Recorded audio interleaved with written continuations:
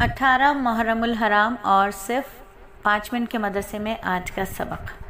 آج کے سبق میں ہم سب سے پہلے بات کریں گے مسنون دعا کی کہ اللہ کے نبی صلی اللہ علیہ وآلہ وسلم نے رواہ مسلم اور مشکات شریف فرمایا کہ اے اللہ میں تیری پناہ طلب کرتا ہوں عذاب سے دوزخ کے، اور میں تیری پناہ طلب کرتا ہوں قبر کے عذاب سے، اور میں تیری پناہ طلب کرتا ہوں دجال کے فتنے سے، اور میں تیری پناہ طلب کرتا ہوں زندگی اور موت کے فتنے سے۔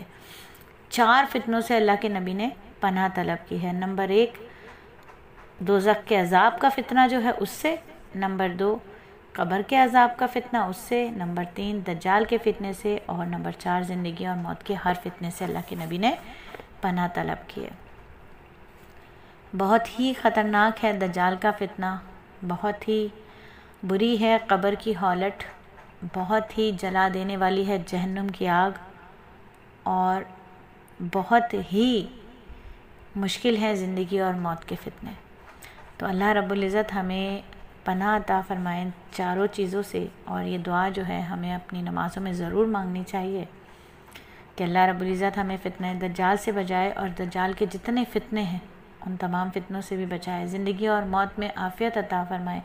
اور آج کی حدیث یہ ہے کہ دین اور ایمان کہ دشمن کیا چیز ہے، کہ نبی صلی اللہ علیہ وآلہ وسلم نے ارشاد فرمایا مسلمانوں تمہارے درمیان بھی آہستہ آہستہ وہی بیماری پھیل گئی ہے جو تم سے پہلے لوگوں کو تھی، اور اس سے میری مراد بغض اور حسد ہے۔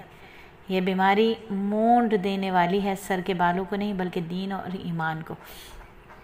حسد کی بیماری سب سے پہلے کس کے درمیان آئی تھی؟ ہم جانتے ہیں کہ حسد وہ بیماری ہے جس نے حابیل اور قابیل 2 بھائیوں کو جھگڑوا دیا تھا۔ حسد کی بیماری سے دنیا کا پہلا قتل ہوا تھا۔ حسد یہود و نصارہ میں اتنا زیادہ تھا کہ وہ آج تک مسلمانوں کو تسلیم نہیں کر سکے۔ حسد اتنی بری بیماری ہے۔ اللہ رب العزت ہمیں بچائے حسد سے، کہ میرے نبی نے بھی فرما دیا کہ یہ ایسے ایمان اور یقین، ایمان اور دین کو مونڈ دے گی، جیسے اس طرح سے بال اتار دیے جائیں، ایسے ایمان اور یقین، ایمان اور دین کو یہ ہمارے ختم کر دیتی ہے، جڑ سے اکھاڑ پھینکتی ہے۔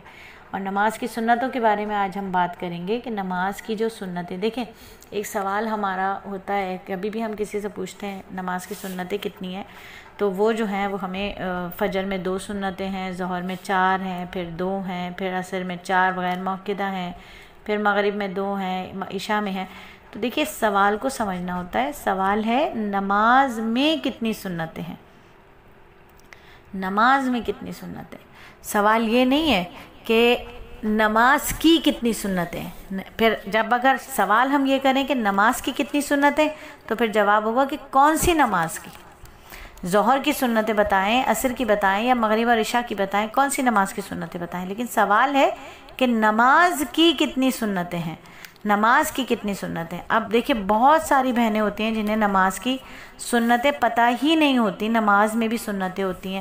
سنت کا نور جب تک نماز میں نہیں ہوگا، نماز جاندار نہیں ہوگی، اور جب نماز جاندار نہیں ہوگی تو یہ نماز کیسے جاندار بنے گی؟ اس کی فکر ہوگی تو نماز جاندار بنے گی۔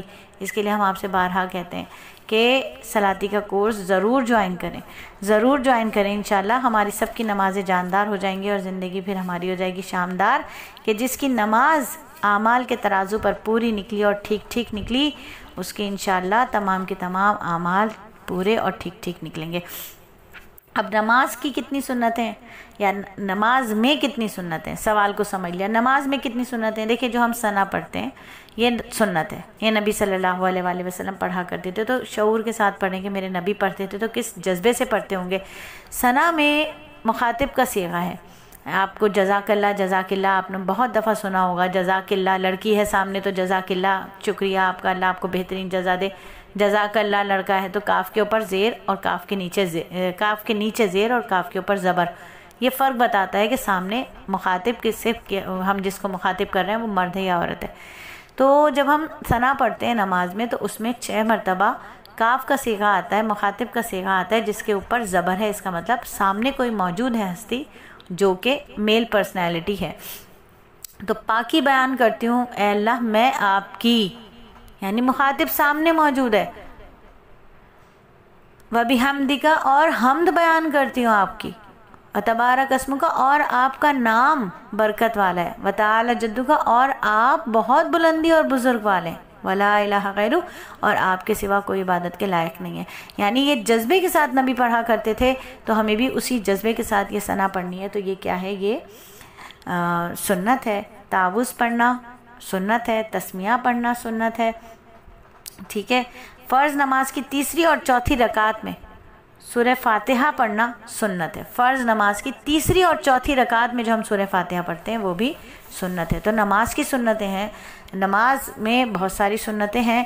اب صرف اگر ہم بات کریں تکبیر تحریمہ کے موقع پر، تکبیر تحریمہ کے موقع پر کتنی سنتیں ہیں، تو آپ کو پتہ ہی نہیں ہوگا کہ تکبیر تحریمہ کے اندر کتنی سنتیں ہیں. کتنی سنتیں کسی کو معلوم ہے؟ 8 سنتیں ہیں صرف اور صرف تکبیر تحریمہ کرتے وقت. جو ہاتھ اٹھا کے آپ اللہ اکبر کہتے ہیں نا، میں اور آپ، ٹھیک ہے، اس کی 8 سنتیں. اب یہ تفصیل سے میں بتاؤں تو آج کا سبق اور 5 منٹ کا مدرسہ جو ہے وہ تقریباً 20-25 منٹ کا ہو جائے گا، صرف اور صرف نماز کی سنتوں پر اگر ہم بات کریں. تو اگر آپ کو سیکھنا ہے تو پھر فوراً آپ کیا کریں، 0333130829 ڈائل کریں اور کہہ دیں مجھے نماز کو جاندار بنانے کے لیے حلقے میں داخل ہونا ہے. ٹھیک ہے. تو انشاءاللہ وہاں ہم آپ کو مکمل تفصیل کے ساتھ نماز کی سنتیں بھی سکھائیں گے. اور بڑے گناہوں کی اگر بات کریں تو بڑے بڑے گناہ جو توبہ کیے بغیر قبول معاف نہیں ہوتے، اور گناہ ایک گناہ بھی ایسا ہو جائے نا تو وہ بہت بلندی سے لے کے اتھا گہرائیوں میں گرا دیتا ہے. یعنی جنت سے نکال کے دوزخ میں گروا دیتا ہے. اور یہ ایسا گناہ ہوتا ہے جو جنت سے نکلوا کر دوزخ میں لے جانے کے لیے کافی ہوتا ہے. لیکن اللہ رب العزت ہم پر اپنا فضل فرمائے، اللہ ہمیں ان بڑے گناہوں سے بچائے. تو بڑے بڑے گناہوں میں سے ایک گناہ یہ ہے کہ کسی پر حقارت سے ہنسا جائے. کتنا چھوٹا سا اور کیسا بیکار سا کام لگ رہا ہے، کتنا ٹھٹے لگا دیتے ہیں کسی کی بھی حیثیت کو دیکھتے ہوئے. کسی کے اوپر ہنسے تو حقارت سے ہنسنا کیا ہے، آپ کو اور مجھے جہنم میں لے جانے کے لیے کافی ہو جائے گا. اور جنت کے لیے عمل کرتے رہنا چاہیے. کہ حضرت شداد بن اوس رضی اللہ تعالیٰ عنہ نبی صلی اللہ علیہ وآلہ وسلم کا فرمان نقل کرتے ہیں کہ آپ نے فرمایا، خبردار پکی بات ہے کہ خیر جنت کی طرف ہے، اور خبردار بے شک شر جہنم کی طرف ہے. خبردار جنت کے لیے عمل کرنا مشقتوں کا پہاڑ ہے، خبردار جہنم کے لیے عمل کرنا آسان و مزیدار ہے. جب کسی کے لیے شہوت اور خواہشات کے پردے کھول دیے جاتے ہیں تو جہنم میں گر پڑتا ہے، کیونکہ اس کا عمل بتا رہا ہے کہ وہ جہنمیوں میں سے تھا. اور جب کسی کے لیے صبر اور تکلیف کے پردے کھولے جاتے ہیں تو وہ جنت میں گر پڑتا ہے، کیونکہ اس کا عمل بتا رہا ہے کہ وہ اہل جنت میں سے تھا. بس اچھے عمل کرتے رہو، اس کی وجہ سے اہل جنت کے درجوں میں اترو گے. ایسے دن جب انصاف کے علاوہ کوئی فیصلہ نہیں ہوگا. اور آج کی معلومات کہ سب سے پہلے پرندوں میں روزہ لٹورا پرندے نے رکھا. سب سے پہلے پرندوں میں روزہ لٹورا پرندے نے رکھا. اب لٹورا کون سا پرندہ ہے یہ بھی ڈھونڈنا پڑے گا آپ کو. ٹھیک ہے. لٹورا پرندہ کون سا ہے اس کو دیکھیے گا انشاءاللہ، وہ بھی ہم آپ کو بہت جلد اس کے بارے میں بھی بتائیں گے. تو سب سے پہلا روزہ اس نے رکھا تھا. اور آج کے سبق کی بات کریں، آج کے سبق کی اگر ہم بات کریں تو آج سبق ہے کہ غسل کا مسنون طریقہ آپ سب کو معلوم ہوگا. غسل کے 3 فرائض ہیں. ناک میں پانی چڑھانا اتنا کہ ناک میں مرچیں جیسی لگنے لگیں، پانی کو سک کرنا ناک کے ذریعے، غرغرہ کرنا، جو حلق کا کوا ہے اس تک پانی کو لے کے جانا، غرغرہ کرنا. اگر روزہ نہ ہو تو بہت صحیح طریقے سے کرنا، روزہ ہو تو احتیاط سے کرنا. اور سر کے بالوں سے لے کے پیر کے ناخن تک ہر ایک عضو کو بالکل بھگونا، گیلا کرنا. یہ تو 3 فرائض ہیں. اس کے علاوہ غسل کی 10 سے لے کے 10 سنتیں ہیں تقریباً. تو مسنون غسل کیا جائے انشاءاللہ تعالی. غسل کی سنتوں پر ہم بات کریں گے. غسل کے واجبات بھی ہیں، غسل کے مستحبات بھی ہیں انشاءاللہ تعالی. مزید کل ہم اس پہ بات کریں گے انشاءاللہ. تو لٹورا پرندے کی بھی ہم آپ کو ساتھ ہی تصویر بھیج دیتے ہیں.